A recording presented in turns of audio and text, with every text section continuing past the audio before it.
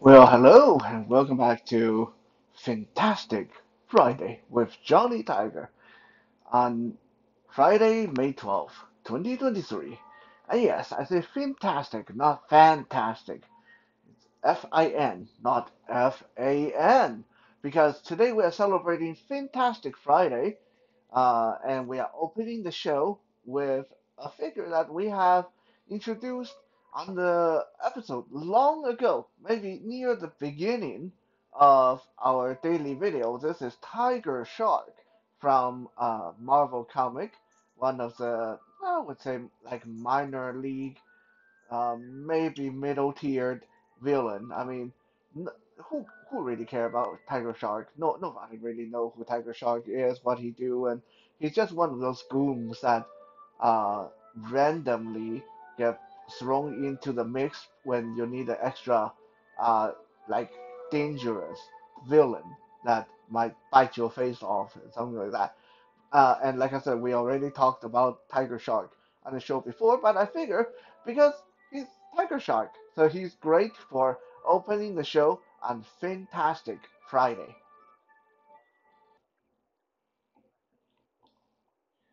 So, what is the deal with Fantastic Friday? What is this?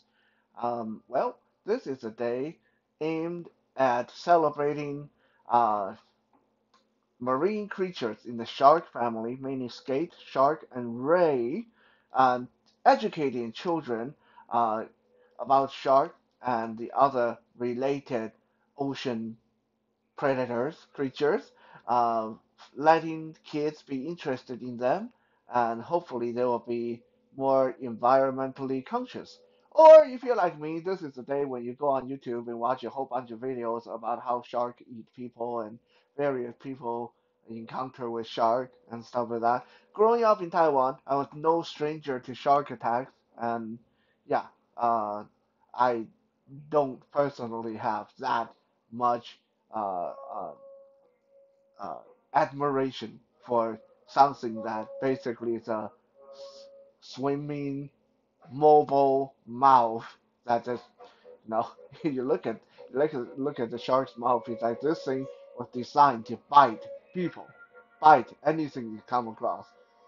Yeah, not really a big fan. I mean, I think they're really cool animal. I think they're like fantastic predator. Uh, but I don't feel much love for them just because, growing up on an island, hearing people getting attacked by them a lot. Uh, anyway, that's just my personal story. Um, I do think that, like any animals, any majestic animals, we should be more conscientious about them. We don't want to wake up one day and realize that another magnificent animal has disappeared from the earth. So I think Fantastic Friday is a good idea. So who started Fantastic Friday? Fantastic Friday was registered by the Whale Time organization uh, in 2015. Whale Time is an organization that focuses on marine ecology, biology, and all that cool stuff. And it was started in 1995 by one Ruth uh, Musgrave. I'm sorry if I pronounce that name wrong, but it's Musgrave. So to me, that sounds like Musgrave. Uh, so yeah, Whale Time. Good job. Uh, I'm all for educating kids about marine biology and sharks and all that stuff.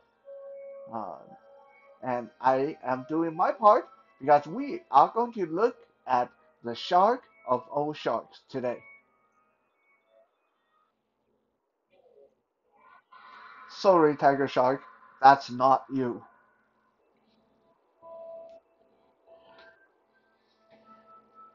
I don't know how many of you watched the Suicide Squad movies. There were two of them. I can't believe they actually made two of those things.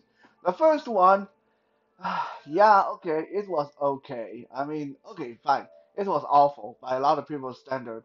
But you know what? I am one of the few people that actually kind of enjoyed it. Like, me being a comic book geek and loving all these minor league villains, I found the first one kind of simplistic and uh, wonky and kind of mishmashed, but it's sort of comprehensible. The story was simple.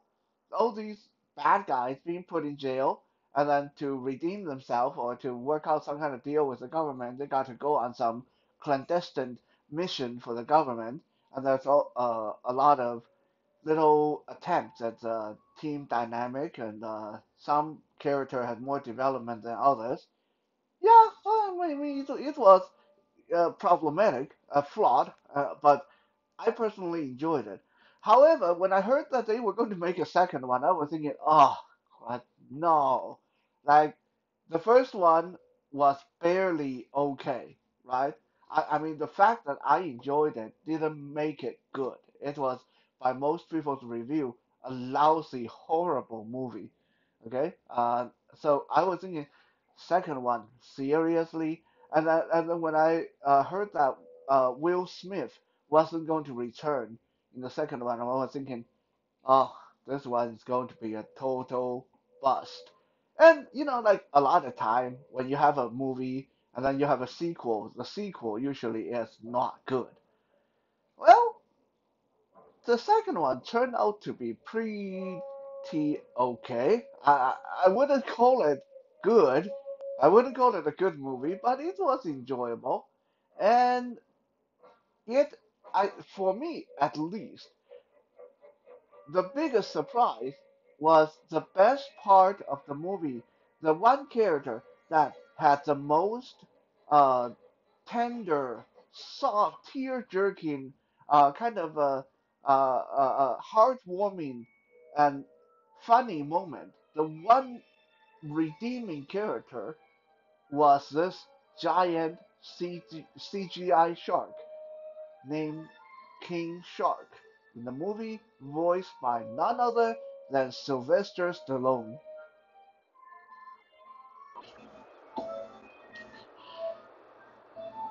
When I heard that Sylvester Stallone was going to be voicing King Shark, I knew I was going to watch that second movie, even though I had a lot of reservation about it.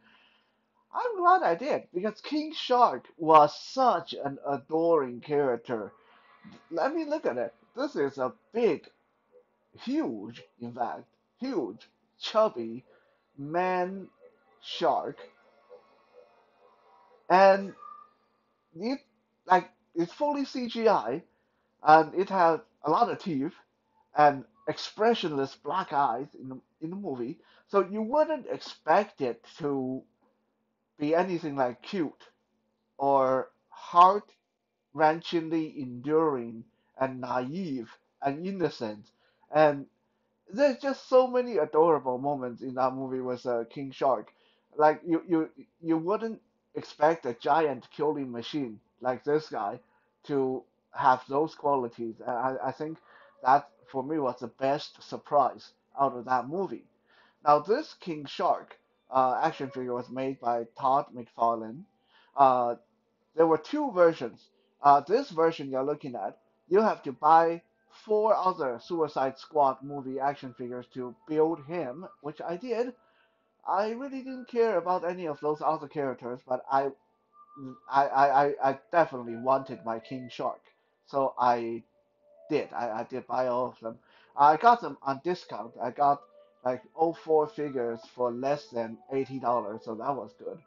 Um, However, if you didn't want to do this, you can try to track down a gold label version of this guy, sold all on his own. You don't have to build him. It's all built, put together for you. But I think the gold label version is only available in Walmart. It's a Walmart exclusive. This is why I didn't get that one, because trying to get anything that's Walmart exclusive here in Canada is just ridiculously difficult. So I decided, well, when I saw the whole set on sale, I might as well do it that way. And it's a bit of a annoying thing to have to do, to buy four figures that you don't care for to build one that you really want. But this guy worth it. I would say, especially when I got them on discount. This guy's worth it.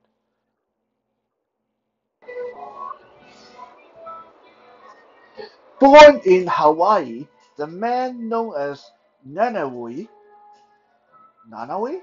I'm not quite sure how to pronounce his name. I think it's Nanaue. Um, was said to, by some people at least, was said to be the legendary offspring of the shark god mated with a human woman. But some people that don't believe in magic say that Nanaue is nothing but a freak of nature. He's just a savage mutation. He is a shark that is walking on two legs, have two relatively human arms, and he eats people. Yeah, he actually does. Like in the movie, he he he did try to eat people quite a few times. Okay, so this is not uh, just a cute-looking chubby shark. This is a big, powerful shark-like guy that does bite people's head off. But let me repeat that because he's so scary, and yet they made him so cute and endearing in the movie. That's just really awesome. Okay, I think that's just so awesome. So anyway, back to Nanawee's story. After getting captured by Superboy, he was put in jail with all the other superhuman criminals and then being drafted to go on a mission with the Suicide Squad to infiltrate and destroy the base of some German operated alien experiment. It's too convoluted. I'm not going to go into all the details, but and plus it's going to be a spoiler for those who haven't seen the movie. Suffice to say, he go on the mission, has a lot of funny moments, made friends with his teammates, ate a lot of people, and then in the end, they were a big happy family. They accomplished the mission, and everybody was happy. Uh, Now, this version of Nanaue, the King Shark from the movie, is quite different from his comic book origin. The comic book origin is still relatively the same. He born on Hawaii. He's a big mutating man-eating shark, and all that. All that part's the same. But in the comic book, Nineveh is a lot more intelligent and scary and sinister and kind of malicious, more evil, you can say, than how they showed him in the Suicide Squad movie.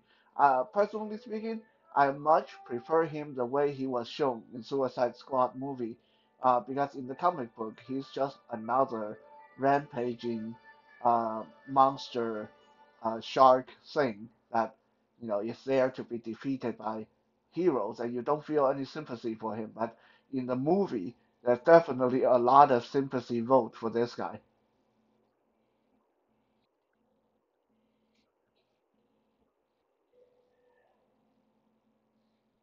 Personally, for me, in the movie, spoiler alert, in the movie, I think I want to just mention my favorite moment with this guy, which is in the middle of the night when him and his teammates were in the middle of the jungle, infiltrating the enemy uh, uh, area, and they were camping out in the middle of the night, and he woke up hungry and he tried to eat one of his teammates, and uh, after they finally got him to stop, she rather than getting mad at, I mean, she did get a little bit mad at him, but she asked him, "Would you eat your friend?" And King Shark did this very kind of tear-jerking moment, and said, I don't have any friend. If I have friend, I wouldn't eat them." And then this teammate who he just tried to eat like a minute ago, she said, "Well, I will be your friend." Yeah, I mean, no, the guy said he will never eat his friend, so that's a smart thing to do, right? And he was so happy to have a friend, and it's just like so childlike, that childlike, innocent naivete, so endearing, so cute. from this giant man-eating creature.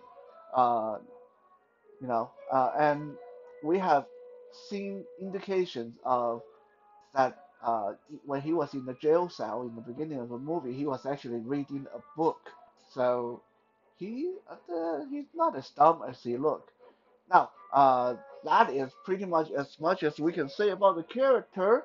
Um, I will also tell you that King Shark, in addition to being very big, he also have shark teeth like a shark, and he has sharp claws on his hand. He is superhumanly strong. He can easily throw a regular sized human around no problem, and he can rip a person in half without any kind of effort. Also, despite his bulk, he can jump really, really high and really far distance.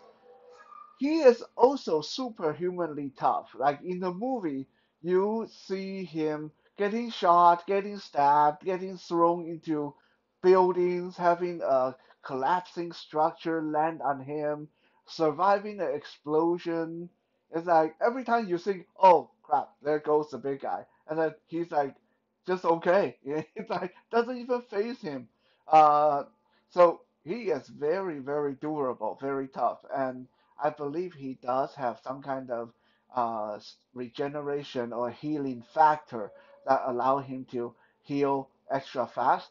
And of course, being half shark, he is just deadly underwater. So he is like a great swimmer, diver, and all that stuff.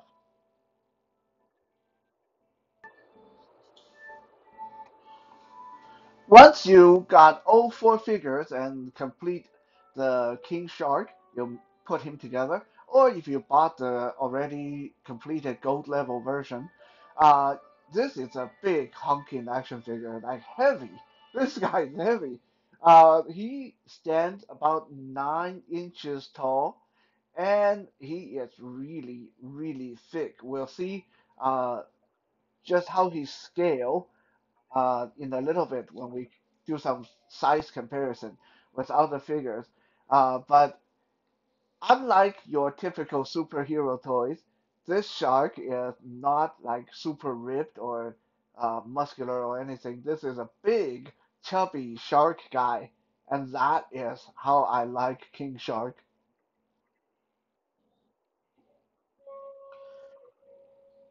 Now, obviously, being such a big, bulky dude, King Shark is not going to be pulling off any kind of Spider-Man poses.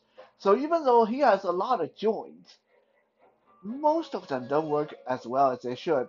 The torso joint does allow him to lean forward and back really, really well. And he has articulated jaw, so you can get his mouth to open and get him to eat stuff. The head sort of tilt up, down, left, and right, but the range is a little bit limited because I mean, look at him. He doesn't even have a neck.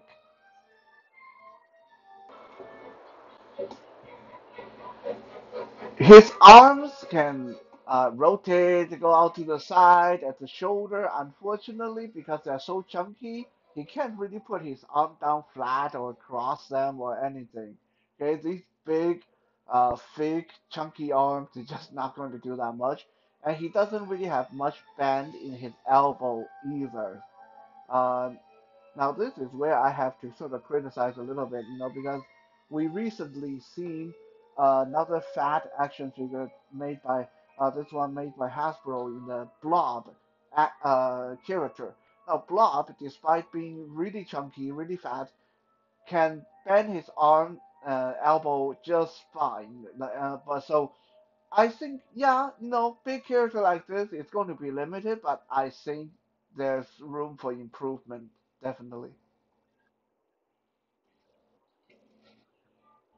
His wrist can turn, but as you can see on the screen, as soon as you turn the wrist, it doesn't line up. Like things don't line up. You get this big ugly gap on the wrist, and this is not good. Okay, like this is uh, yeah. Like Todd McFarlane, I know you are the you I know you're the best. I love your stuff, but this one really could have been improved. This wrist is ugly as hell.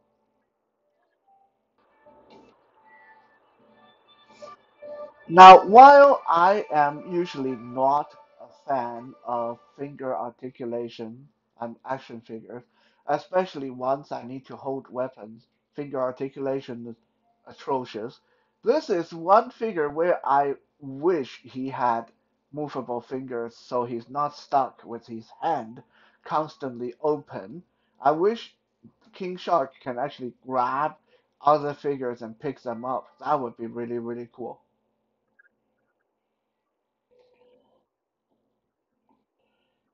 By the way, this dorsal fin on his head or on the back of his shoulder, this is actually quite hard and quite sharp. Like if you put this guy inside a plastic bag, this dorsal fin is going to puncture that bag. Okay, so be careful with that. Don't hit people with your king shark. You'll hurt someone really bad. And I don't know, like just to simulate what happened to a lot of sharks. Yeah, don't do this to shark. It's not nice, but you can actually pull this dorsal fin off. It's detachable. Okay, so but we don't want to do that to king shark. So let's stick that back on. There we go. Moving down uh, to his lower body, and things just get worse.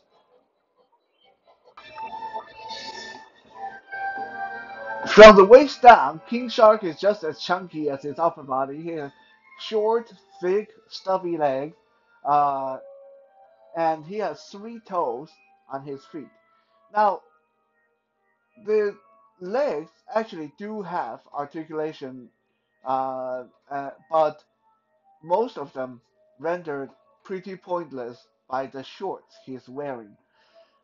McFarlane has gotten into the habit of making the shorts or garments on his action figure being a rubber overlay piece over the basic figure, rather than just being sculpted on. And this is problematic, especially for King Shark, because his shorts, this rubber short, rubber diaper, looks it's so thick that there's nothing you can do with his leg, like his hip joint. He can't move his leg at all under those shorts. Okay, now you can take a exacto knife and cut the side of the shorts higher and allow him to move his leg, but honestly, when you spend money on a figure, you really don't want to have to damage the figure that way, right? So this is perhaps the most annoying thing about this figure, and not just this figure, a lot of McFarlane figures have had this issue lately. Like these rubber diaper shorts or outerwear, just not cool. Okay, I like I don't know why he insists on doing these, but they don't look good. They don't work good. I wish he just ditched them and go back to just sculpting them as part of the figure. I mean, unless the idea is we are supposed to be able to remove his shorts and get the naked king shark, but like who the heck would do that anyway?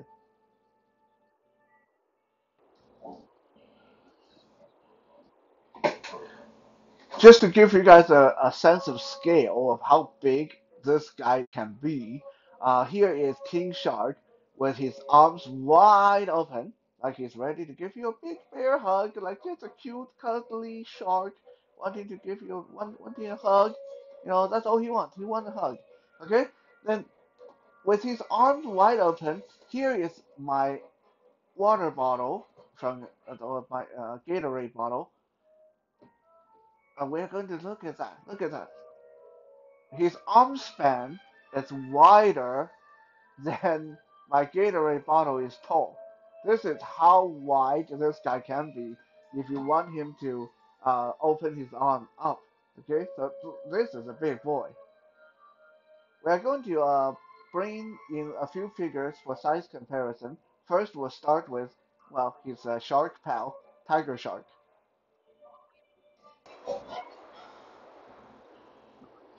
And yeah, tiger sharks just look absolutely tiny. next to King Shark here, even though Tiger Shark is already a pretty big dude, but the top of Tiger Shark's fin barely come up to uh, King Shark's head or King jawline. That's like his jawline, his gill. So yeah, he's like a full inch or two taller than Tiger Shark.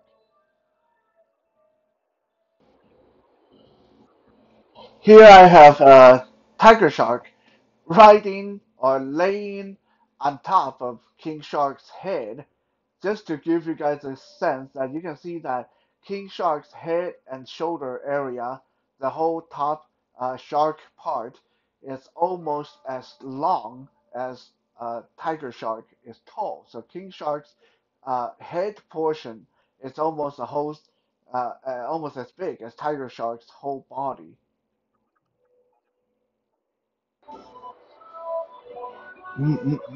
King Shark hungry. King Shark eat Tiger Shark. Um, crunchy. Now we look at how big King Shark is compared to Captain America.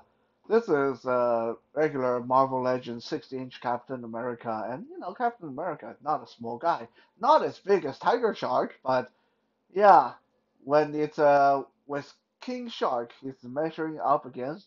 Just look at how casually King Shark can rest his giant paw on top of Captain America's head, like. Hey, little guy, want to be my friend?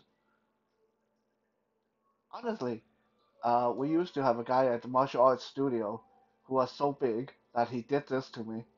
Yeah.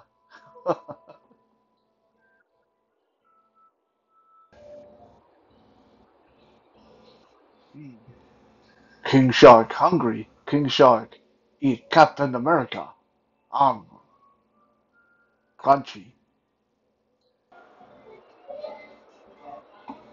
Even against a regularly 7-inch scale action figure, like our resident Green Lantern here, King Shark is still massive.